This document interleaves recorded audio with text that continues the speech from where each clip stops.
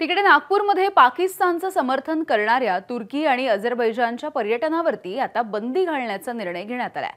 Travel agent association of इंडियाने हा निर्णय घेतलाय। आम्ही भारतीय पर्यटकांना या दोन देशांमध्ये पर्यटनासाठी अजिबात पाठवणार नसल्याचं ट्रॅव्हल एजंट असोसिएशन ऑफ इंडियाचे सचिव राजू अकोलकर यांनी सांगितलंय। आणि ट्रॅव्हल इंडिया असोसिएशन ऑफ इंडियाचे पदाधिकारी राजू अकोलकर सर आपल्यासोबत आपण त्यांना विचारूया किती देश आहे आणि का तुम्ही हा निर्णय घेतला।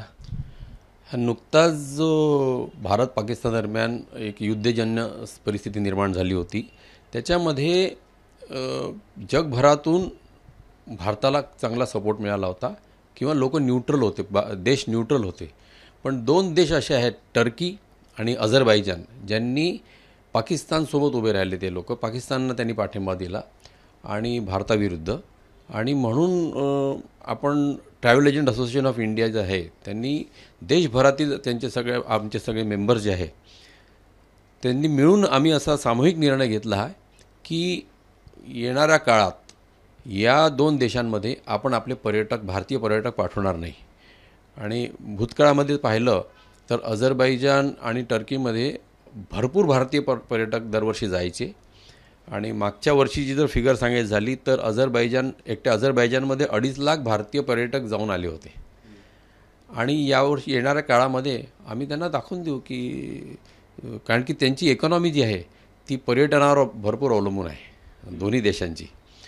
तर म्हणून त्यांनी काहीतरी त्यांच्या शॉर्ट टर्म गेनसाठी काहीतरी एक स्वार्थी निर्णय त्यांनी घेतला असावा पाकिस्तानसोबत उभं राहण्याचा। पण येणाऱ्या काळात आम्ही त्यांच्यावर पूर्ण बहिष्कार टाकलेला आहे आता, आणि आम्ही बघूया की आमच्याकडले भारतीय पर्यटक तिथे जाणार नाही, या दोन देशात जाणार नाही। ज्या प्रकारे मालदीवमध्ये आपल्याला पाहायला मिळालं होतं तशाच प्रकारे रणनीती आहे। करेक्ट, भूतकाळामध्ये मालदीवमध्ये पण आम्ही हेच केलं होतं आणि त्यांना त्यांची जागा दाखवली होती। तसंच आम्ही टर्की आणि अझरबैजान या दोन्ही राष्ट्रांना हे दाखवून देऊ की त्यांनी चुकीच्या ठिकाणी ते उभे होते, चुकीच्या बाजूने उभे होते। त्याच्यामुळे आम्ही येणाऱ्या काळामध्ये जोपर्यंत ते वठणीवर येत नाही तोपर्यंत आम्ही त्यांना बिलकुल सपोर्ट नाही करू, त्यांचा बहिष्कार करू। कॅमेरामॅन मिथुन आत्मानेसह तुषार कोहळे, एबीपी माझा, नागपूर। एबीपी माझा, उघडा डोळे बघा नीट।